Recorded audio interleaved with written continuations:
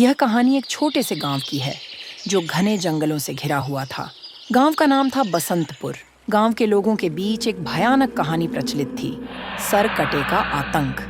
गांव के बुजुर्ग बताते थे कि कई साल पहले गांव के जमींदार ने जमीन के विवाद के चलते गांव के ही एक गरीब इंसान हरिया की गला काटकर हत्या कर दी थी और उसका कटा हुआ सर गांव के घने जंगलों में फेंक दिया।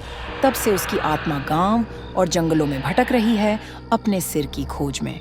शाम होते ही गांव के लोग घरों में दुबक जाते थे क्योंकि उन्हें डर था कि सरकटा उन्हें अपना शिकार बना सकता है। लोग कहते थे कि जिसने भी सरकटे को देखा उसकी मृत्यु निश्चित थी। बच्चों को रात के समय बाहर निकलने की सख्त मनाही थी। एक दिन गांव के युवा सूरज ने इस कहानी को मात्र अंधविश्वास मानकर चुनौती देने का निश्चय किया।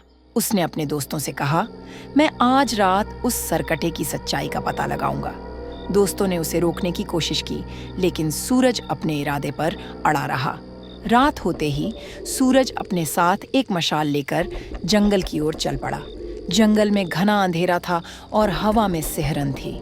अचानक सूरज को महसूस हुआ कि कोई उसके पीछे चल रहा है। उसने पीछे मुड़कर देखा, लेकिन वहां कोई नहीं था।